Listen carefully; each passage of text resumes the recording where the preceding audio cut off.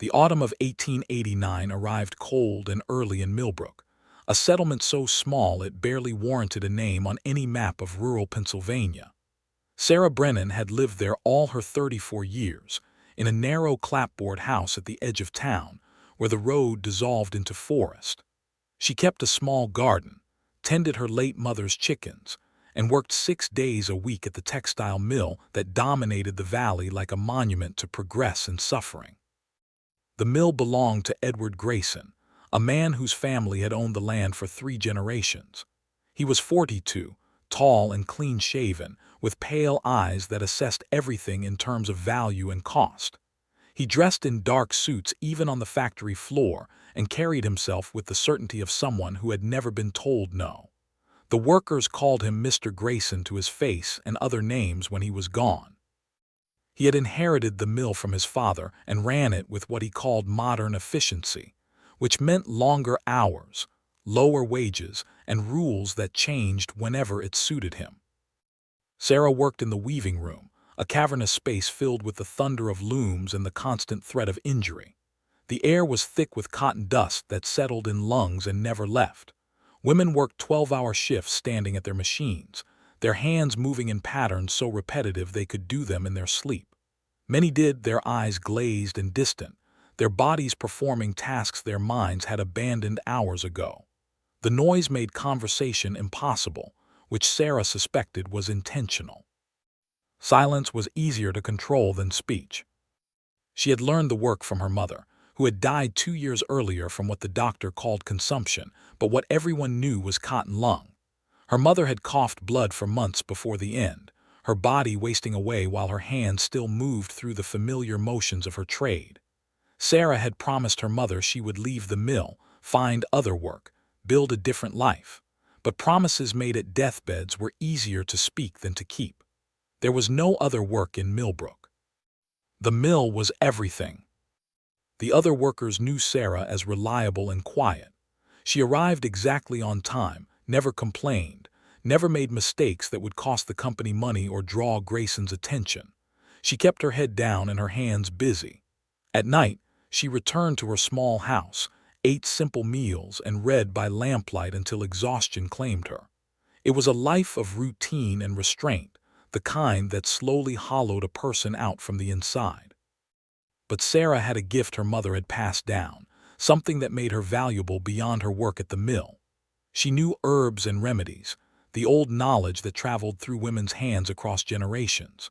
When children fell sick, their mothers came to Sarah's door.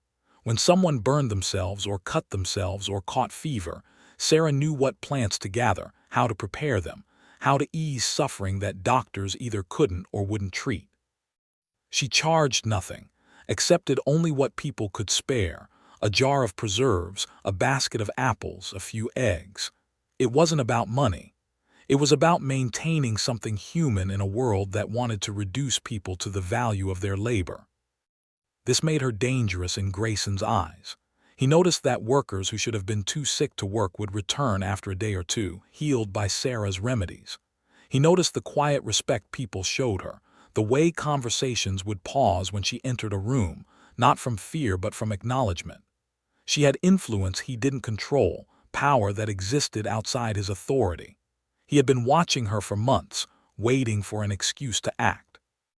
The excuse came in late October. A young woman named Mary Hutchins, barely 18 years old, had collapsed at her loom. The heat and the dust and the relentless pace had overwhelmed her, and she had fainted, falling into her machine. The loom had caught her sleeve and dragged her hand into the mechanism before anyone could stop it. By the time they pulled her free, 2 of her fingers were crushed beyond saving. Sarah had been there. She had torn strips from her own apron to stop the bleeding, had sent someone running for whiskey to clean the wound, had held Mary while the girl screamed and shook.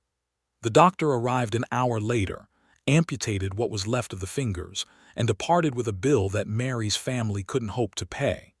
That night, Sarah went to Mary's home with yarrow to stop infection, willow bark for pain, chamomile to help her sleep.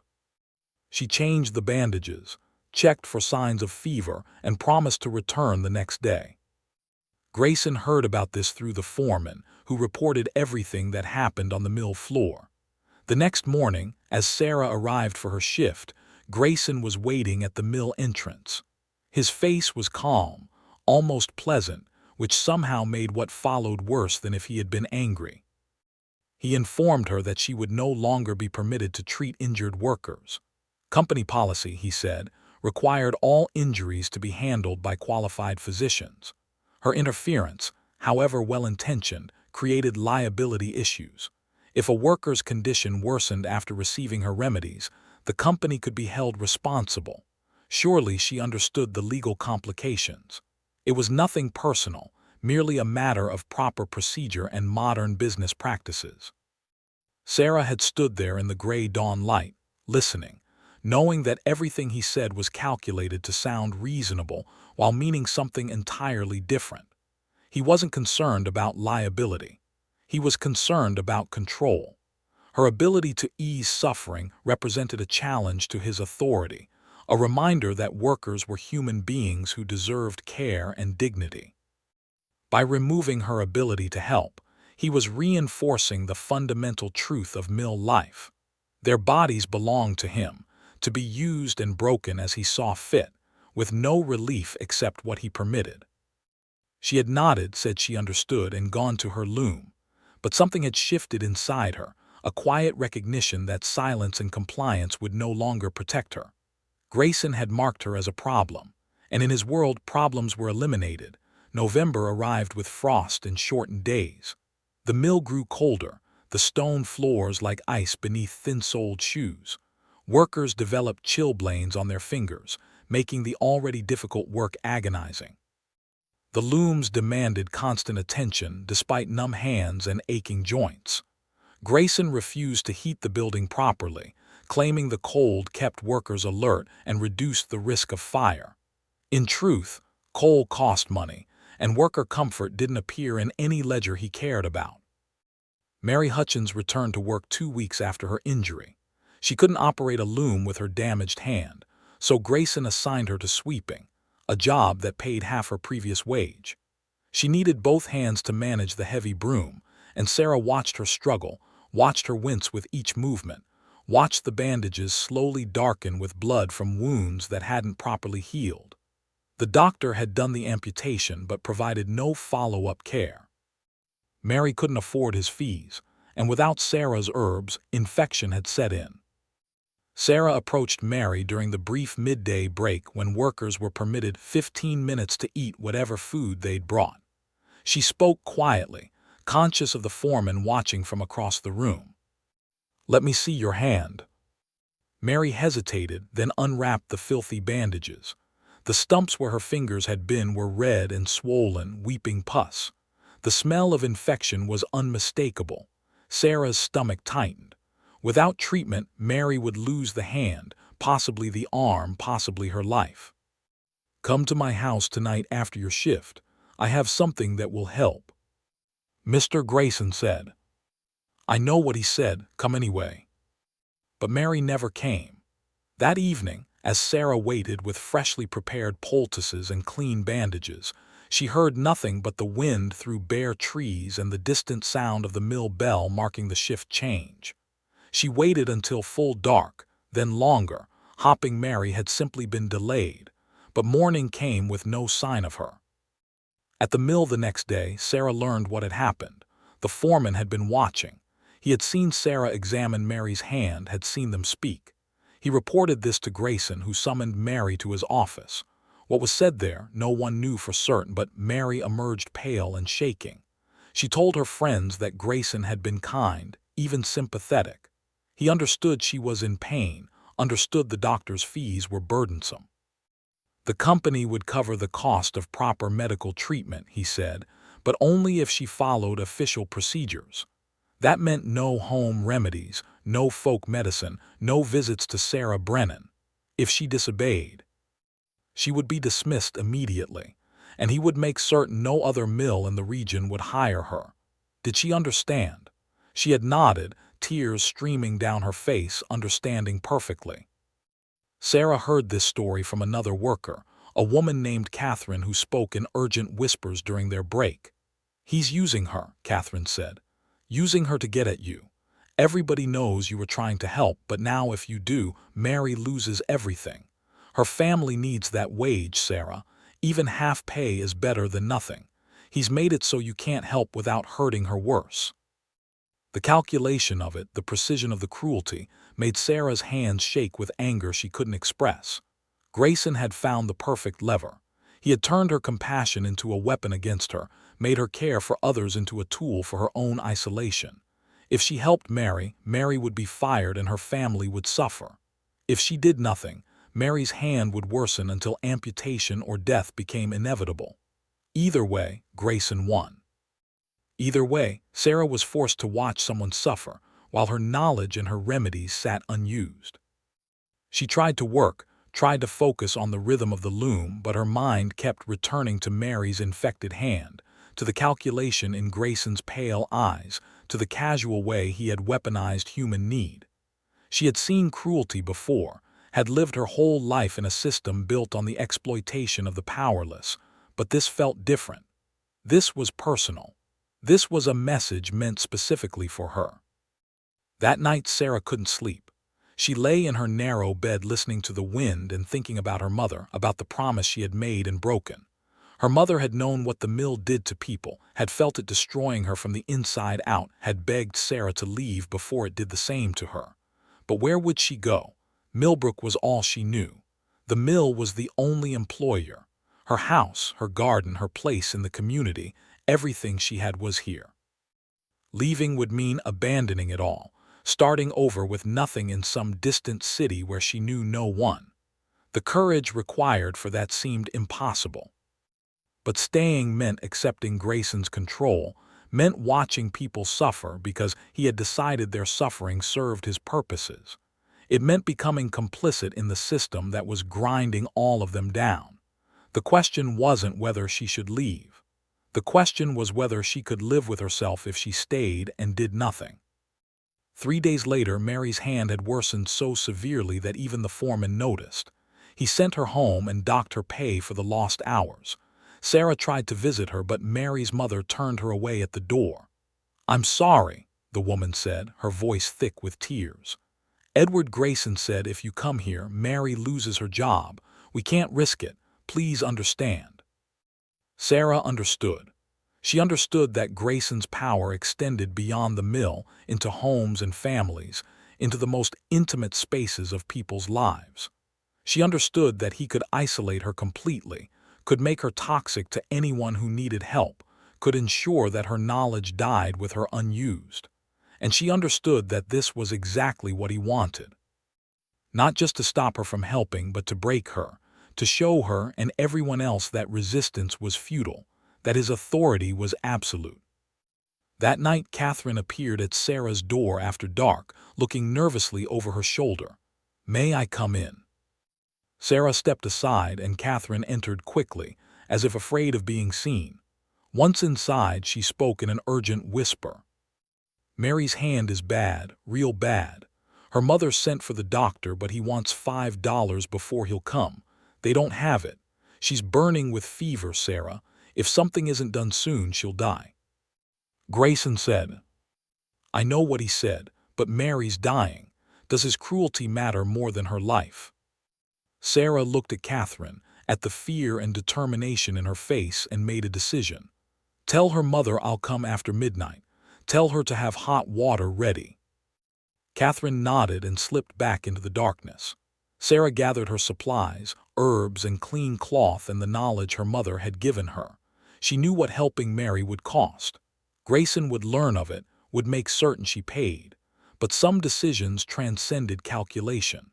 Some acts of humanity were worth whatever price they demanded. Sarah reached Mary's house just after midnight, moving through shadows with her basket of remedies. The family lived in a cramped cottage near the mill, 2 rooms housing 6 people. Mary's mother met her at the door, her face haggard with exhaustion and fear. "Bless you for coming. I didn't know what else to do." Mary lay on a narrow bed in the corner, her body rigid with fever, her hand wrapped in bandages that hadn't been changed in days. The smell hit Sarah immediately, the sweet rot of advanced infection. She unwrapped the bandages carefully, trying not to cause more pain, and examined what remained of the hand. It was worse than she'd feared. The infection had spread from the amputation site up Mary's arm, red lines of poison radiating toward her heart. Her skin was hot to the touch, burning with a fever that could kill her within days. The wounds were weeping pus, the flesh around them necrotic and black. Without treatment, Mary would die. With treatment, she might lose the arm but survive. Sarah worked quickly and quietly, cleaning the wounds with a solution of strong herbs, applying poultices to draw out the infection, wrapping everything in clean bandages. She prepared a tea from willow bark and feverfew to bring down the fever, adding yarrow to help the body fight the poison in the blood. Mary was barely conscious, her eyes glassy and unfocused, but Sarah got her to drink, holding the cup to her cracked lips, murmuring encouragement. She stayed until dawn, changing the poultices twice, monitoring Mary's fever, teaching her mother how to continue the treatment. As the gray light began to seep through the windows, Mary's fever finally broke. She fell into a real sleep, her breathing steady, her face peaceful for the first time in days. "Keep the wounds clean," Sarah told Mary's mother. "Change the poultices twice a day. Make sure she drinks the tea every 4 hours. If the red lines don't fade by tomorrow, send for me immediately." The woman grasped Sarah's hands, tears in her eyes. Thank you, I don't know how to repay you." "Take care of her, that's payment enough." Sarah gathered her things and stepped out into the cold morning air. She had saved Mary's life, but she knew the cost was coming. Grayson would learn what she'd done. Someone would tell him, whether deliberately or accidentally, and when he learned, he would act. She was right. 2 days later, as she arrived for her shift, the foreman stopped her at the mill entrance. "Mr. Grayson wants to see you, his office, now." The walk through the mill felt like walking to an execution. Workers watched her pass, their faces sympathetic but helpless. Everyone knew what was coming. Everyone had seen this before. Grayson's office was on the 2nd floor, a spacious room with a large desk and windows overlooking the mill floor. He sat behind the desk, writing in a ledger, and didn't look up when she entered. "Close the door." She did, her heart pounding. The silence stretched on as he continued writing, making her wait, asserting his control through the simple act of denying her his attention. Finally, he set down his pen and looked at her. "I heard you visited Mary Hutchins 2 nights ago, after I explicitly told you not to interfere with company medical procedures. She was dying. That's not your concern. Her treatment was a matter between her family and their physician. They couldn't afford a physician, you knew that." His eyes narrowed. "What I know is that you deliberately defied a direct order. You undermined company authority. You created a liability risk by providing medical treatment without proper qualification or license. I saved her life. You cost me control." The words came out sharp and cold, the mask of reasonableness finally dropping.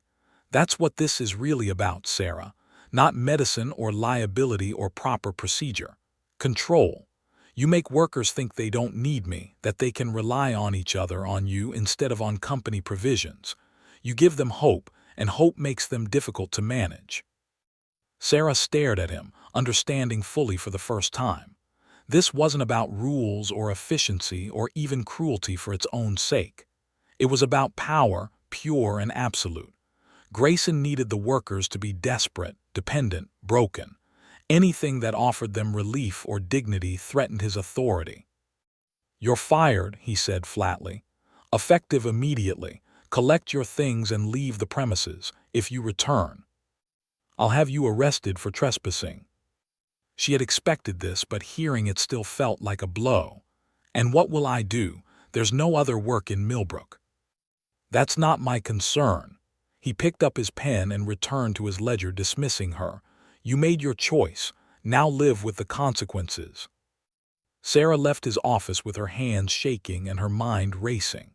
She had no income now, No way to pay for food or coal or the small taxes on her house.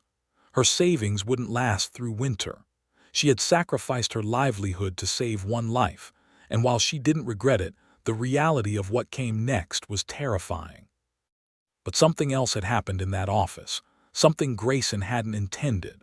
In dropping his mask, in stating explicitly that this was about control rather than rules, he had revealed himself. And Sarah realized that if this was truly about power, then perhaps there were ways to challenge it that didn't involve direct confrontation. Perhaps there were truths about Edward Grayson that he didn't want exposed, vulnerabilities he kept hidden behind his authority. That night, as she sat in her small house trying to calculate how long her savings would last, there was a knock at her door. She opened it to find Catherine standing there with another woman, older, with gray hair, and a face lined with years of hard living. "This is Margaret," Catherine said. "She worked at the mill 15 years ago. She has something to tell you." Margaret entered, looking around nervously as if afraid someone might be watching. When she spoke, her voice was quiet but steady. "I heard what Grayson did to you. I heard why. And I think you should know something. You're not the first. 15 years ago, there was another woman like you, a healer named Ruth Carmichael. She helped workers same as you, treated injuries and illnesses Grayson wouldn't pay doctors to handle. He tried to stop her just like he tried to stop you. Threatened her, isolated her, made her life hell. But she wouldn't stop, so he did something else." Margaret paused, her hands twisting in her lap. "He destroyed her, spread rumors that she was practicing witchcraft, that her remedies were poison, got the minister to denounce her from the pulpit, made sure no one would trade with her or help her. Within 6 months, she was destitute, starving, completely alone. She died that winter, froze to death in her house because she had no money for coal. The town found her body 3 days later." Sarah felt cold spreading through her chest. "Why are you telling me this?" "Because before she died, Ruth wrote everything down. Every worker she'd treated, every injury Grayson had ignored, every time he'd violated safety regulations to save money.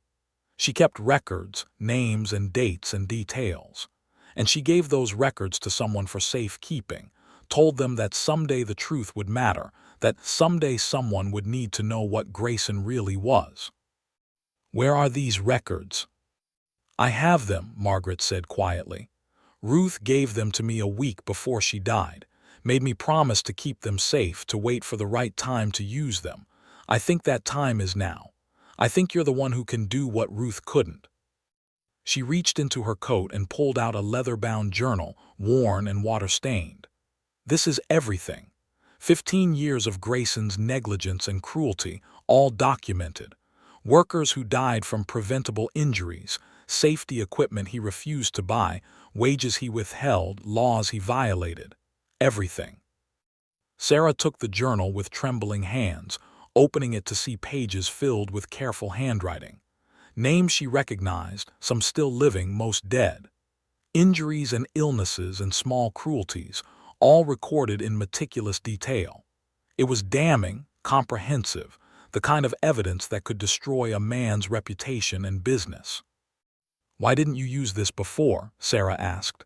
"Why wait 15 years?" Margaret's face was sad. "Because I was afraid. Because Grayson has power and I have none. Because I knew what he did to Ruth and didn't want the same to happen to me. I'm not proud of my silence, Sarah. But I'm old now, and my courage has grown while my fear has faded. Maybe because I have less to lose. Maybe because I'm tired of watching good people be destroyed while monsters prosper." Sarah looked at the journal, at the weight of evidence in her hands, and felt something shift. This wasn't just about her anymore. This was about everyone Grayson had hurt, everyone he would hurt in the future, everyone trapped in his system of control. Ruth Carmichael had seen that, had documented it, had preserved the truth even as she died alone and forgotten. "What do I do with this?" Sarah asked. "Whatever you think is right," Margaret said. "But be careful. Grayson is dangerous and he doesn't forgive challenges to his power. If you use this against him, he'll do everything he can to destroy you." After Margaret and Catherine left, Sarah sat alone with the journal, reading by lamplight. Page after page of suffering, negligence, and calculated cruelty. And slowly, as she read, an idea began to form. Not revenge exactly, but justice. Not for herself, but for everyone whose pain filled these pages. She began to plan. The winter of 1889 was particularly harsh. Snow fell early and heavy, burying Millbrook under drifts that made travel nearly impossible. The mill operated on reduced hours, and workers struggled with less income during the season when they needed it most. Sarah's savings dwindled rapidly. Coal was expensive, food was scarce, and without income from the mill, she was slowly starving in the cold. She tried to find other work, but Grayson had been thorough. He had spread word throughout the region that she was unreliable, disobedient, a troublemaker who couldn't be trusted. No one would hire her. Shopkeepers refused her credit. Even the minister, who had once praised her charitable works, now avoided her, warned by Grayson that associating with Sarah could damage his relationship with the mill owner who contributed generously to the church. The isolation was crushing. People she had known her entire life crossed the street to avoid speaking to her. Families she had helped, children whose fevers she had broken, women whose births she had attended, all turned away. Some looked ashamed, others relieved they weren't the target of Grayson's wrath. But the result was the same. Sarah was alone. She spent her days reading Ruth Carmichael's journal, studying the patterns of Grayson's cruelty, understanding how he operated. He was systematic in his negligence, always calculating the minimum he could spend on safety while maximizing profit. He kept 2 sets of books, one for tax purposes showing modest profits, another hidden one showing his true wealth. He bribed officials to overlook violations, threatened workers who complained, and used the church to reinforce obedience through moral authority. But there were vulnerabilities. His power depended on secrecy, on workers not comparing notes, on the town's complicity and silence. If that silence broke, if people saw the full scope of what he had done, his authority would crack. The question was how to break that silence without being destroyed in the attempt. In late December, as Sarah was down to her last few days of food and coal, Catherine appeared at her door again, this time after dark and clearly frightened. "Something's happened, you need to know." She told Sarah that Grayson had called a meeting of all mill workers. He had announced new rules, effective immediately. No worker was permitted to associate with Sarah Brennan in any capacity. Anyone seen speaking to her, trading with her, or visiting her home would be fired without warning. Furthermore, any worker caught discussing mill conditions with outsiders would face the same penalty. The message was clear. Sarah was to be completely isolated, and the workers were to remain silent about anything that happened at the mill. "He's frightened," Catherine said. "He knows you have something on him, even if he doesn't know what. He's trying to cut you off completely, make sure you can't gather support or share information." "It's working," Sarah said bitterly. "I have no support. No one will risk their livelihood for me." "That's not entirely true." Catherine glanced toward the door, listening for sounds outside. "There are others who want to help. We just can't do it openly. But we've been talking, Sarah, quietly, carefully, and we have an idea." Over the next hour, Catherine explained. A small group of workers, perhaps a dozen, had been meeting in secret. They were tired of Grayson's cruelty, tired of watching people die from preventable injuries, tired of the fear that governed every aspect of their lives. They couldn't act openly, but they could gather information, document current violations, and add their testimony to Ruth's journal. If Sarah could find a way to get this information to someone with power, someone beyond Grayson's reach, perhaps something could change. "Who would listen?" Sarah asked. "Grayson owns this town. The officials, the police, even the minister, they all depend on him." "The State Labor Commission," Catherine said. "They investigate factory conditions. They have power Grayson can't touch. If we can get them evidence, real documentation of what he's doing, they could shut him down." It was a slim hope, but it was hope. Sarah agreed to the plan. Over the next 2 weeks, despite Grayson's orders, workers secretly brought her information. Copies of pay stubs showing illegal wage deductions, witness statements about safety violations, names of workers who had died or been permanently disabled. They came after dark, terrified of being seen, staying only long enough to share what they knew before fleeing back to safety. Sarah added it all to Ruth's journal, building a comprehensive case. The evidence was damning, overwhelming. Grayson had violated nearly every labor law in existence. He had caused deaths through negligence, stolen wages, endangered children, bribed officials, and done it all with systematic precision. But getting the information to the Labor Commission required leaving Millbrook, traveling to the state capitol, presenting the evidence in person. Sarah had no money for the journey, no way to travel through winter snow, no connections to ensure the commission would even see her. Then came the breaking point. On the 5th of January, 1890, Mary Hutchins returned to work. Her hand had healed, saved by Sarah's treatment, and though she would never regain full use of it, she was alive. Grayson saw her arrival as an opportunity. In front of the entire workforce, he demanded she denounce Sarah publicly, to state that Sarah's treatment had been unnecessary and potentially dangerous, that only the doctor's eventual care had saved her.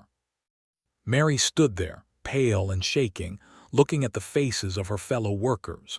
She knew what was being asked. She knew that refusing would cost her job and possibly her life, but she also knew what Sarah had sacrificed to save her. "No," Mary said quietly. The words seemed to echo in the sudden silence of the mill. "What did you say?" Grayson's voice was dangerously soft. "No," Mary repeated louder this time. "Sarah Brennan saved my life. You know it, I know it, everyone here knows it. I won't lie for you." Grayson's face went white with rage. "You're fired, leave immediately." Mary nodded, removed her apron and walked toward the exit. But as she did, something extraordinary happened. Another worker, an older man named Thomas, removed his apron and followed her. Then Catherine. Then another woman, then another man. Within minutes, a dozen workers had stopped their machines and walked out in silent solidarity. Grayson stood there watching his workforce rebel, and Sarah, observing from a distance through a window, saw something she had never seen before in his face. Fear. Real, genuine fear. His power depended on obedience, on workers being too frightened to act. But fear was cracking and he didn't know how to respond. That night those dozen workers gathered at Sarah's house.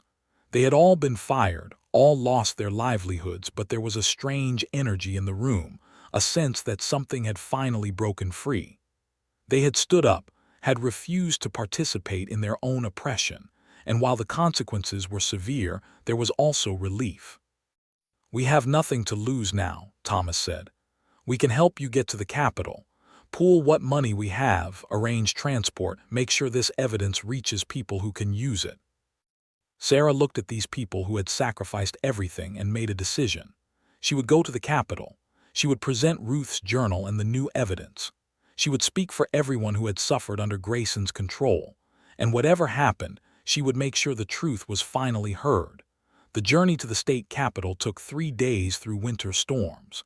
Sarah traveled in a wagon driven by Thomas's brother, a farmer who lived outside Millbrook and owed nothing to Grayson. They followed frozen roads, stopping at small towns where Sarah slept in barns and ate whatever food they could spare. The journal was wrapped in oilcloth and hidden beneath her coat, pressed against her heart like a talisman. The capital was overwhelming, a city of 20,000 people with brick buildings and electric lights that seemed miraculous after Millbrook's rural darkness. Sarah had never seen anything like it, had never imagined such places existed. The noise, the crowds, the sheer scale of everything made her feel small and powerless. Finding the Labor Commission office took most of a day. She asked directions from strangers, navigated unfamiliar streets, and finally located a modest building near the State House. The commission occupied 2 rooms on the 3rd floor, staffed by 3 clerks and 1 investigator, a man named Henry Blackwell who listened to Sarah's story with an expression that shifted from skepticism to horror. She showed him the journal, walked him through 15 years of documented violations. She presented the recent evidence gathered by the workers, the names and dates and specific incidents. She testified about Ruth Carmichael's death, about Grayson's systematic isolation and destruction of anyone who challenged his authority, about the workers who had lost limbs and lives while he profited. Blackwell read in silence, his jaw tightening as he turned pages. When he finally looked up, his expression was grim. This is extensive. If even half of this is accurate, Grayson has violated virtually every labor protection law we have. But Miss Brennan, you need to understand something. Edward Grayson is not without connections. His family has influence. Taking action against him will be difficult, and it will be dangerous for you personally. I understand. Do you? Because men like Grayson don't accept accountability gracefully. If we investigate him, he'll know you brought this evidence. He'll do everything in his power to discredit you, to paint you as a disgruntled employee with a personal grudge. He'll drag your reputation through the mud, make your life hell, possibly worse. He's already done that, Sarah said quietly. I have nothing left to lose. Blackwell studied her face, seeing the determination there, the willingness to accept whatever came. He nodded slowly. All right, I'll open an investigation. It will take time, probably weeks or months. We'll need to interview workers, inspect the mill, verify these claims. Can you provide names of people who will testify? Sarah gave him the list Catherine had compiled, 12 workers who had been fired and another 20 still employed who had agreed to speak if protected. Blackwell promised to handle everything confidentially, to shield witnesses from retaliation as much as possible, but both of them knew the risks were real. Sarah returned to Millbrook to find the town transformed. News of her journey had spread, and Grayson had responded with fury. He had increased work hours, cut wages, and begun firing workers based on the slightest suspicion they had helped Sarah. The atmosphere was one of terror and paranoia, everyone watching everyone else, afraid to speak or trust. She learned this from Catherine, who came to her house after midnight, having walked 2 miles through snow to avoid being seen. He knows you went to the Capitol. He doesn't know what you did there, but he's guessing.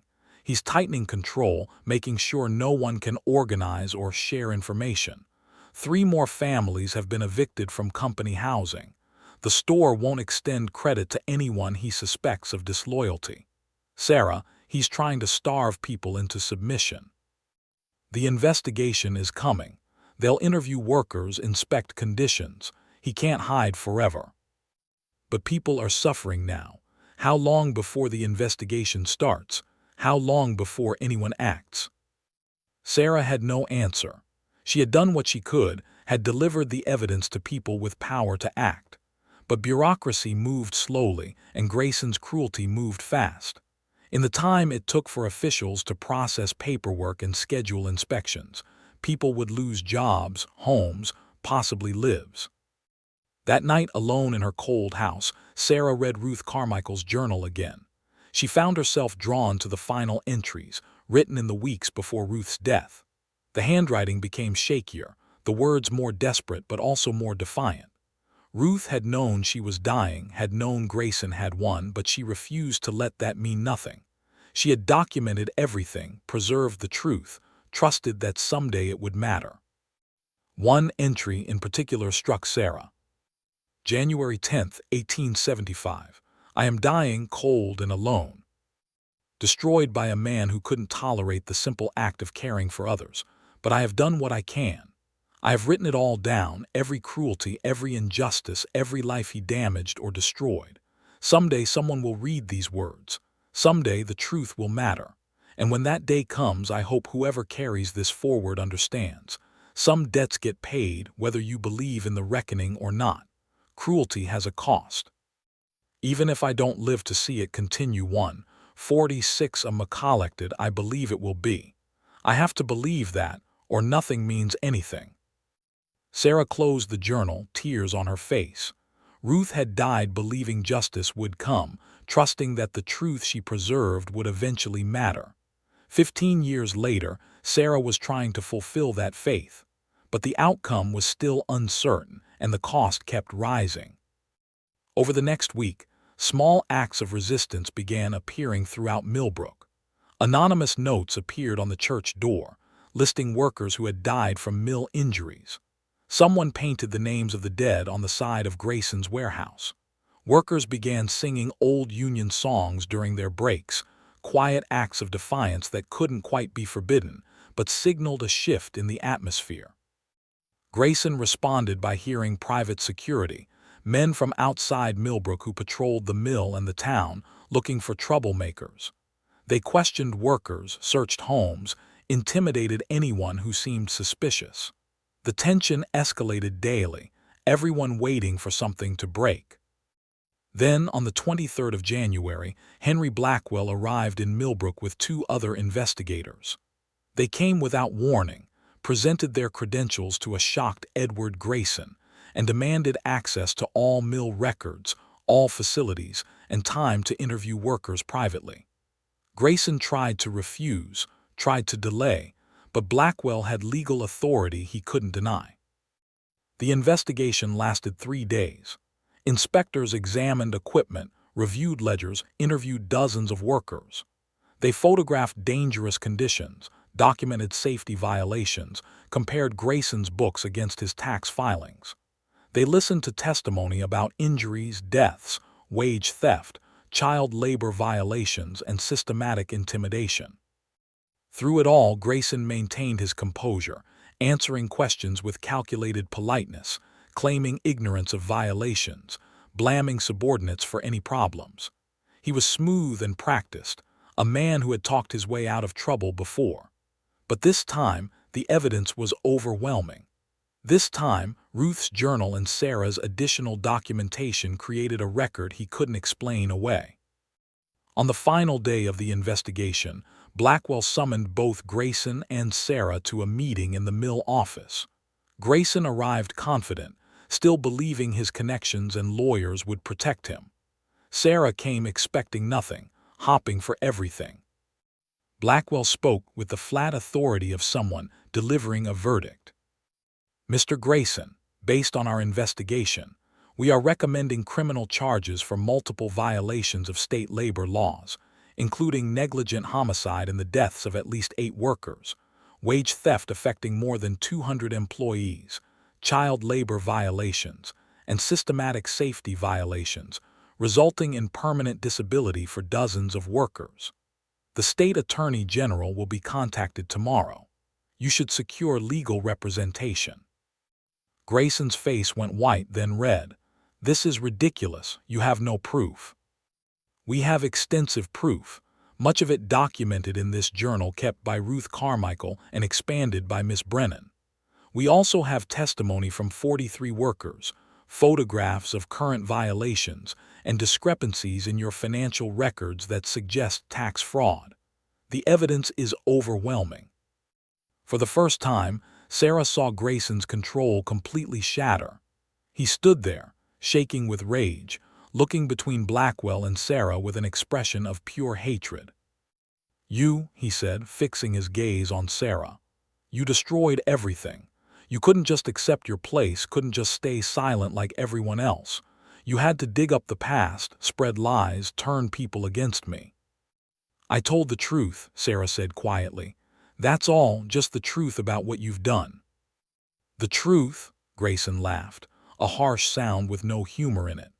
"The truth is that I built something from nothing. I created jobs, brought prosperity to this town, gave people opportunities they never would have had. And you destroyed it because you couldn't accept authority, couldn't understand that progress requires sacrifice." "It required their sacrifice," Sarah said. "Never yours. You profited while they died. That's not progress, that's cruelty." The silence that followed was absolute. Then Grayson did something no one expected. He lunged at Sarah, his hands reaching for her throat, his face twisted with rage. But Blackwell and another investigator caught him, pulled him back, held him while he struggled and screamed threats. I'll destroy you. I'll make sure you never work again. Mr. Grayson, Blackwell said coldly, you should stop talking. Anything you say now can and will be used against you in court. They escorted Grayson from the building, still struggling, still shouting. Sarah stood there, shaking, realizing how close she had come to violence, understanding fully now that Grayson would have killed her if he could, would have erased her as thoroughly as he'd erased Ruth Carmichael if given the chance. But he hadn't been given that chance. The truth had come out. Justice, slow and imperfect, was finally arriving. News of Grayson's impending prosecution spread through Millbrook like wildfire. The response was complex, a mixture of satisfaction, fear, and uncertainty about what came next. Without Grayson, the mill's future was unclear. Would it close, leaving everyone jobless? Would new ownership bring different cruelties? No one knew, and the uncertainty was almost as terrible as the old certainties had been. Sarah found herself in an unexpected position. Workers sought her out, asking for advice, wanting to know what would happen, looking to her for leadership she had never sought. She tried to redirect them to the Labor Commission, to legal processes, to the union organizers who had begun arriving from the capital. But people wanted someone they knew, someone who had proven themselves willing to sacrifice for principle. The trial was scheduled for March, giving both sides time to prepare. Grayson hired expensive lawyers from Philadelphia who immediately began a campaign to discredit both Sarah and Ruth's journal. They claimed the journal was fabricated, that Sarah was mentally unstable, that the workers who testified were liars seeking financial compensation. They painted Grayson as a victim of vindictive employees and progressive labor laws that punished success. It was brutal and exhausting.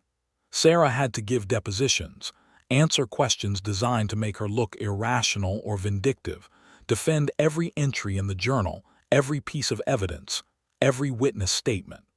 The lawyers were skilled and they found every inconsistency, every memory that had faded with time, every detail that couldn't be perfectly verified.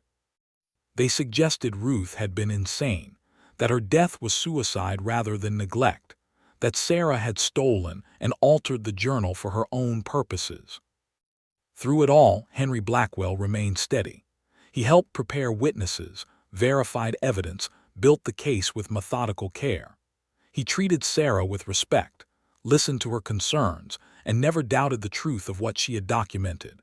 He became, in those months, the closest thing to an ally she had, someone who believed her when much of the world still saw her as a troublemaker who had destroyed a respected businessman's reputation. But there were victories too. Other workers came forward with testimony, some from years past who had left Millbrook but remembered their experiences. Doctors who had treated mill injuries confirmed the patterns of negligence. Officials admitted they had received bribes to overlook violations. Slowly, despite Grayson's lawyers' best efforts, the truth built into something undeniable. In late February, something unexpected happened. The minister, Reverend William Harris, requested a meeting with Sarah. She agreed, curious what he wanted, expecting perhaps an attempt to convince her to drop the case, to forgive Grayson in the name of Christian charity. Instead, he came to confess. "I've been a coward," he said without preamble, sitting in Sarah's small kitchen with his hat in his hands. "For 15 years I've known what Edward Grayson was. I've known about the deaths, the injuries, the cruelty. Workers came to me seeking guidance, and I told them to accept their suffering as God's will. I took Grayson's donations and ignored his sins, because it was easier than standing up to him." Sarah said nothing, letting him speak.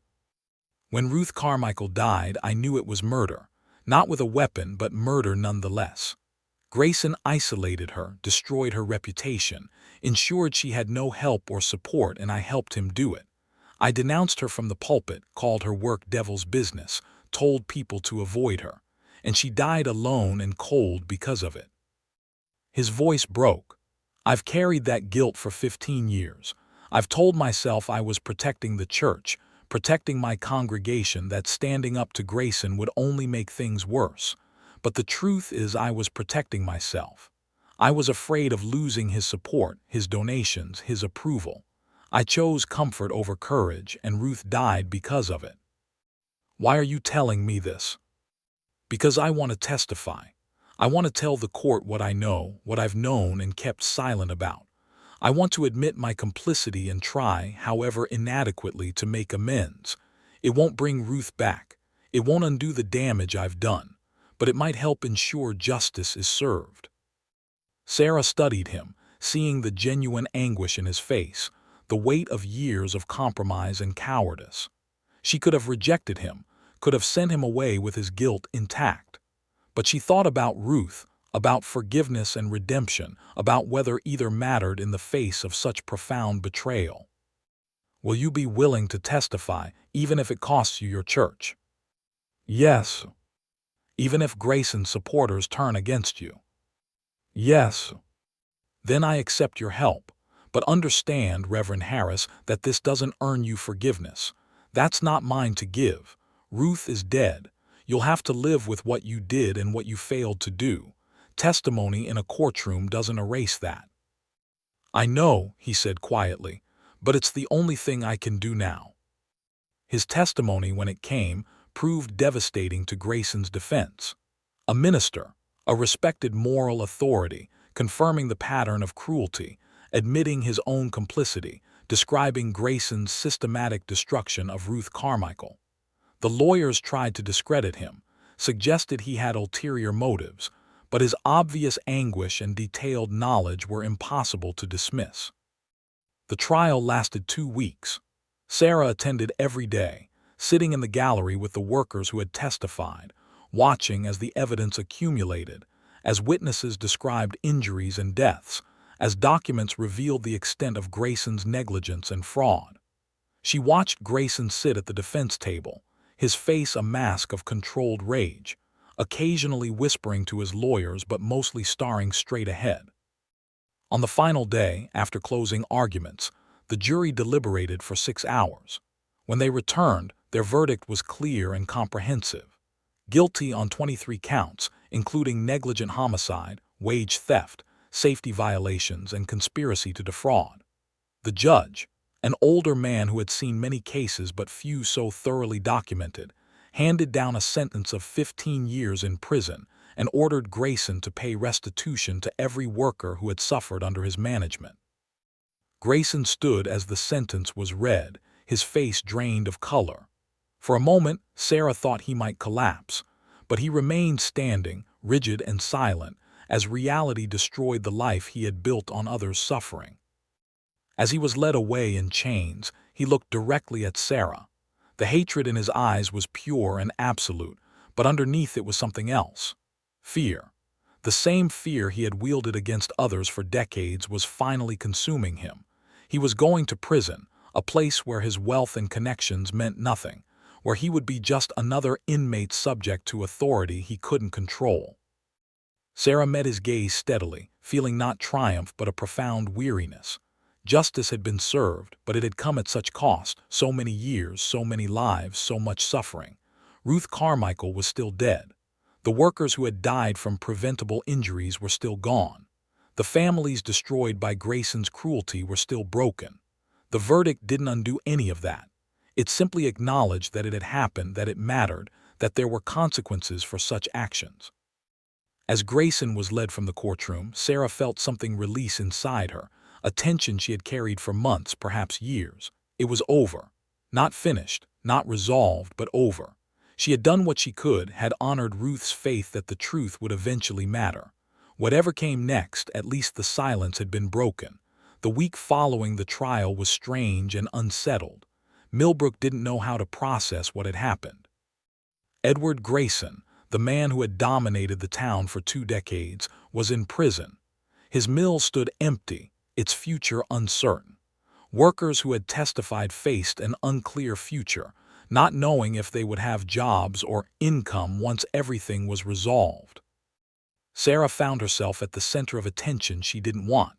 Reporters from newspapers in Philadelphia and New York came to interview her, wanting the story of the woman who had brought down a corrupt mill owner. Union organizers arrived, seeing an opportunity to organize the workers. Lawyers representing Grayson's victims contacted her about restitution claims. Everyone wanted something, and Sarah was exhausted. She retreated to her small house trying to find peace, but peace proved elusive. She had accomplished what she set out to do, but the cost kept revealing itself in small ways. She had no job, no income, and though the court had ordered Grayson to pay restitution, that money was tied up in legal proceedings and might take years to receive. Her savings were gone, her house needed repairs she couldn't afford, and winter wasn't over. Then, on a cold evening in late March, there was a knock at her door. She opened it to find a woman she didn't recognize, perhaps 40 years old, well-dressed, with an expensive coat and an expression of controlled emotion. "Miss Brennan, my name is Margaret Grayson. I'm Edward's sister." Sarah's first instinct was to close the door, but something in the woman's face stopped her. This wasn't hostility or threat. This was something else. "May I come in? I promise I'm not here to cause trouble. I just want to talk." Sarah hesitated, then stepped aside. Margaret entered, looking around the small, shabby house with an expression that might have been sympathy or guilt or both. "I heard about the trial," Margaret said. "I read Ruth Carmichael's journal. Edward's lawyers provided copies to the family, thinking it would help us understand his defense. Instead, it helped me understand what kind of man my brother became." "Became?" Sarah heard the skepticism in her own voice. "He wasn't always like this. When we were children, Edward was kind. He cared about people, wanted to make the world better. But our father was difficult, cruel in his own ways. He taught Edward that compassion was weakness, that power was the only thing that mattered, that men who succeeded were men who crushed anyone who stood in their way." Margaret's voice was steady but sad. "I watched my brother change over the years, watched him become a copy of our father, watched him adopt the same cruelty, the same need for absolute control. I tried to talk to him, to remind him of who he used to be, but he wouldn't listen. He said I was naive, that business required hard men willing to make hard decisions." "Why are you telling me this?" "Because I want you to know that I believe you. I believe Ruth's journal, believe every word of testimony at the trial. I'm not here to defend Edward or ask for mercy he doesn't deserve. I'm here to say I'm sorry. Sorry for what he did, sorry I didn't stop him, sorry for every person he hurt." Sarah stared at her. "What do you want from me?" "Nothing." Margaret reached into her coat and pulled out an envelope. "This is a bank draft for $10,000. It's my own money, not Edward's. I want you to have it. Use it however you think best. Pay your debts, help the workers who testified, fund whatever comes next. I can't undo what Edward did, but I can at least try to help repair some of the damage." Sarah looked at the envelope, at the impossible sum written there. $10,000 was more money than she had seen in her life. It was security, opportunity, the chance to rebuild. "I can't accept this." "Why not? You've earned it and more. You brought truth to light, held my brother accountable, gave voice to people who had been silenced. Take it, please. Let something good come from my family's name." Sarah thought about Ruth Carmichael, about all the workers who had suffered, about the long struggle to bring this moment about. She thought about what $10,000 could do, how many people it could help, what opportunities it could create. "If I take this, it goes to the workers, to help families who lost income, to fund medical treatment for people with ongoing injuries, to support the organizing efforts that will protect workers going forward. None of it is for me." "That's your choice to make," Margaret said. "Use it as you see fit. I trust your judgment."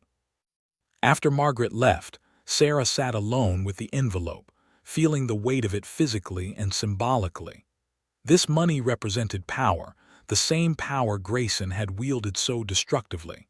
The question was whether power itself was corrupting, or whether it simply revealed what was already inside people. She thought about this for a long time, then made a decision. The next morning, she called a meeting of all the workers who had testified, along with representatives from the union that was trying to organize the mill. She showed them the money and proposed a plan. They would form a workers' cooperative to buy the mill from Grayson's estate. $10,000 wasn't enough for the full purchase, but it was a significant down payment. With union backing and loans from sympathetic banks, they could raise the rest. The mill would be owned and operated by the workers themselves, with democratic decision-making and shared profits. It was radical, unprecedented in their region, but it was also an opportunity to build something different, something that honored the suffering that had brought them to this point. The response was overwhelming. Workers who had been afraid now felt hope. People who had been isolated found community. Within weeks, the cooperative was forming, bylaws were being written, and negotiations were beginning. It wouldn't be easy and success wasn't guaranteed, but for the first time, workers had power over their own lives. Sarah watched it all with a mixture of pride and sadness. She had started this journey alone, carrying Ruth Carmichael's journal and a determination to honor the truth. Now it had grown into something larger, a movement that might actually change things, might actually create the kind of justice Ruth had believed in even as she died cold and alone. But there was one more thing Sarah needed to do. On a warm day in early April, she walked to the small cemetery at the edge of Millbrook where Ruth Carmichael was buried. The grave was unmarked, just a slight depression in the ground where the earth had settled. Sarah knelt there, placing her hand on the cold ground, and spoke quietly. "I kept your journal safe. I told the truth. Grayson is in prison and the workers are building something new. It's not perfect and it won't undo what was done, but it's something. I hope that matters. I hope you can rest now, knowing the reckoning came." The wind rustled through the trees, carrying the scent of spring. Sarah stayed there for a long time, remembering a woman she had never met but had come to know intimately through her words, a woman who had preserved the truth even as she lost everything, who had believed in justice when every evidence suggested justice was impossible. Finally, Sarah stood. She had more work to do, more challenges ahead, but for this moment she allowed herself to feel what she had earned. Not triumph, not victory, but something quieter and more profound. Peace. The peace that comes from doing what is right, whatever the cost, and seeing it through to the end. Spring came slowly to Millbrook, snow melting to reveal ground that hadn't been touched by sun in months. The town itself seemed to be thawing, emerging from the long freeze of Grayson's control into something uncertain but potentially better. The mill remained closed while the workers' cooperative negotiated its purchase, but there was activity there, meetings and planning, people imagining a different future. Sarah Brennan found herself in a role she had never sought but had somehow grown into. She wasn't a leader exactly, not in any official capacity, but people came to her for advice, for reassurance, for the quiet strength she had demonstrated. She deflected this attention when she could, directing people to union organizers and cooperative members who had actual experience with such things. But she understood that what people needed from her wasn't expertise. It was simply the assurance that change was possible, that standing up to power didn't always end in destruction. The cooperative purchased the mill in May. It took loans from 3 different banks, support from the National Union and Margaret Grayson's $10,000, but they managed it. The day the deed was transferred was momentous, workers gathering to watch as papers were signed, as ownership passed from Grayson's estate to their collective hands. Some cried, others cheered.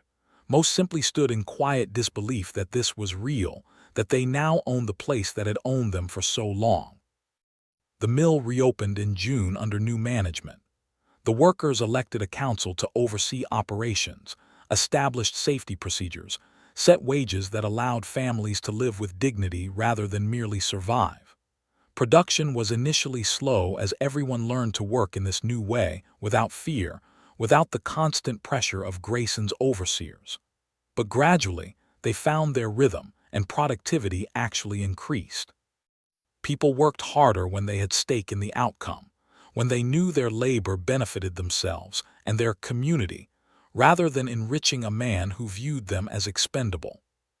Sarah didn't work at the mill. The workers offered her a position, any position she wanted, but she declined. She had other work to do. With some of the restitution money that had finally come through from Grayson's assets, she opened a small clinic in her house, offering the healing services she had always provided, but now with enough resources to do it properly. She charged nothing or what people could afford, and she trained other women in the healing arts, passing on knowledge her mother had given her, that Ruth Carmichael had preserved through her own work. The clinic became a gathering place, not just for medical care but for community. Women came there to talk, to share news, to support each other.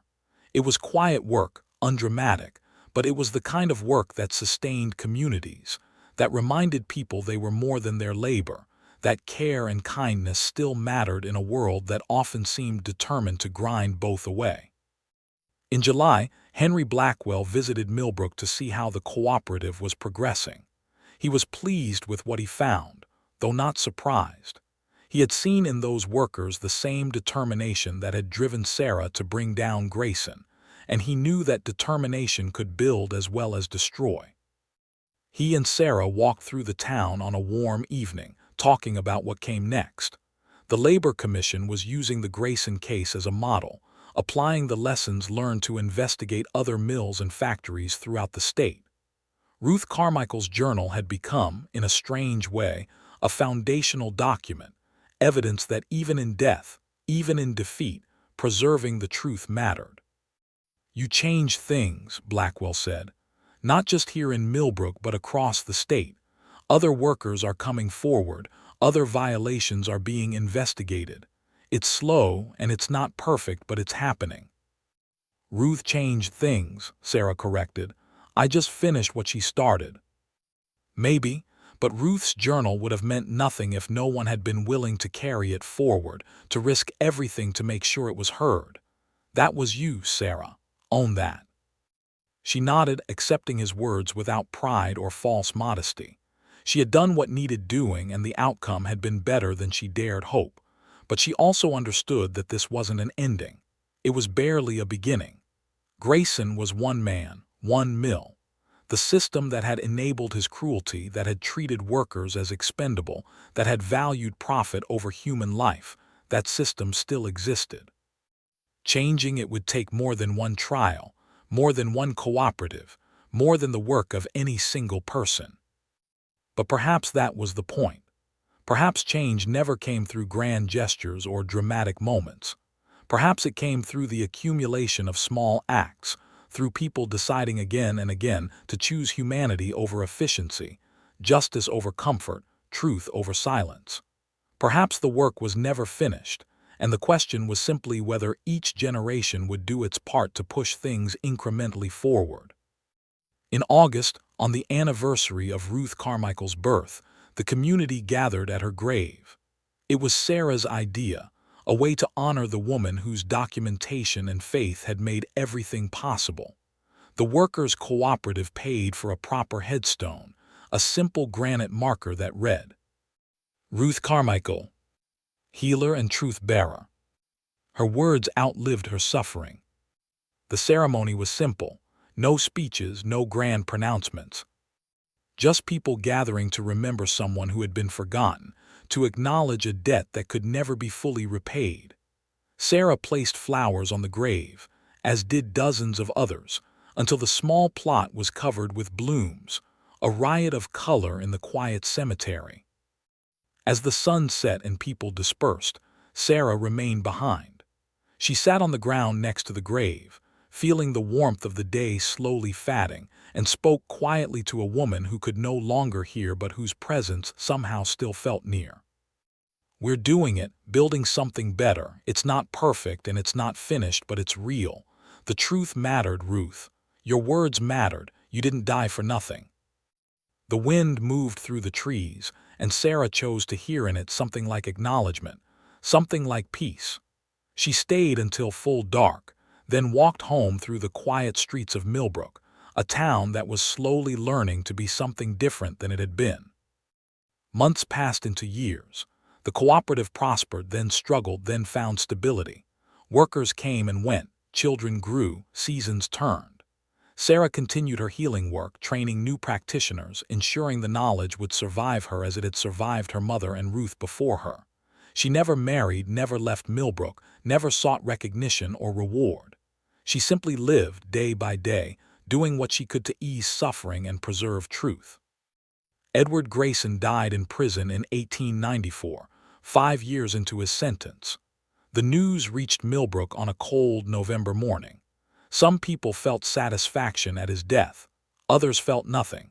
A few felt something like pity for a man who had wasted his power on cruelty when he could have used it to build something worth remembering. Sarah felt mostly sadness, not for Grayson himself, but for the waste of it all, the unnecessary suffering, the years of fear and pain that had served no purpose beyond feeding one man's need for control. She visited his grave once, a marked plot in the Statesboro Cemetery far from Ruth's unmarked resting place. There was no grand confrontation, no dramatic closure.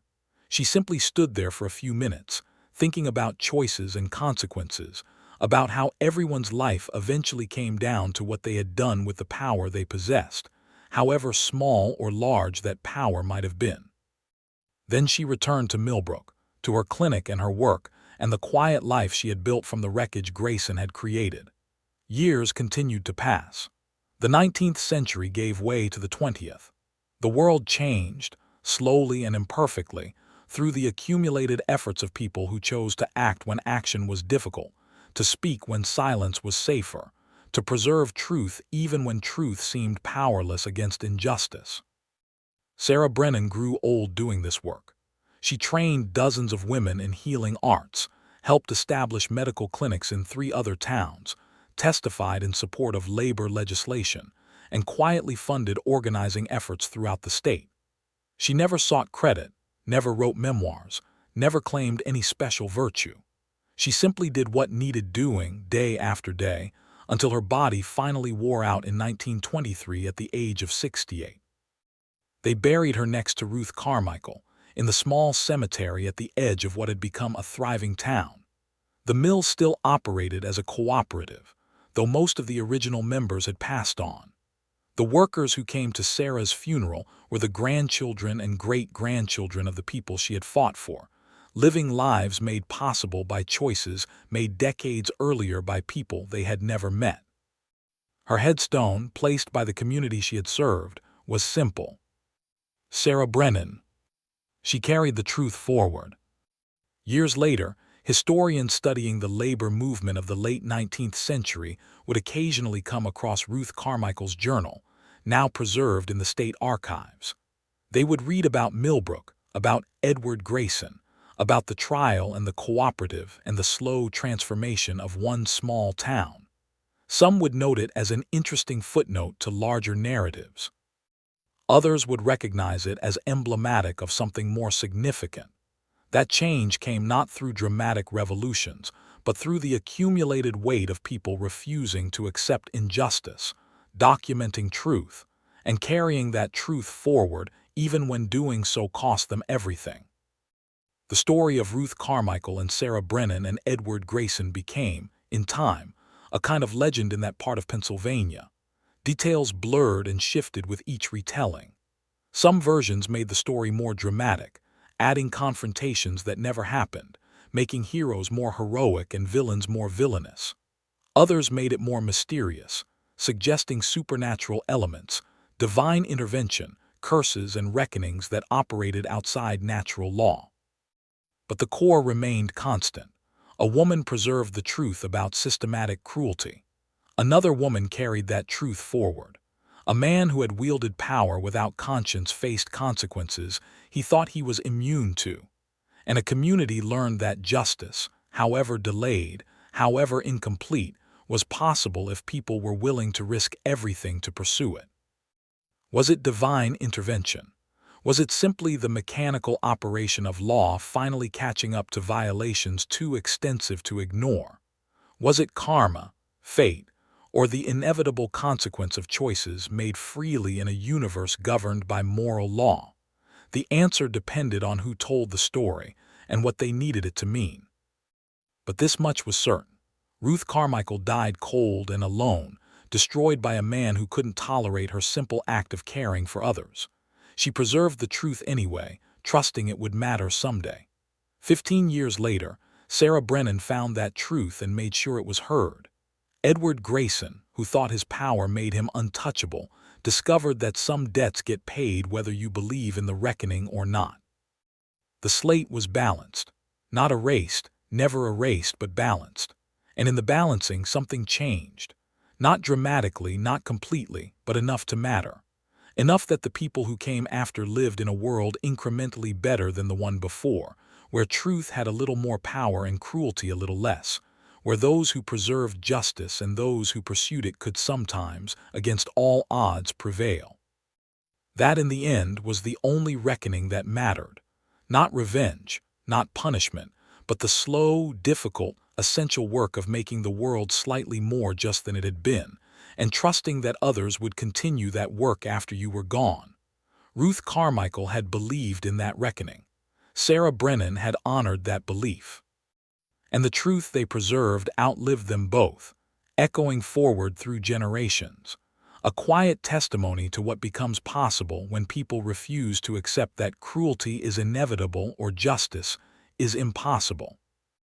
The wind still moves through the cemetery in Millbrook, rustling leaves and carrying the scent of seasons changing.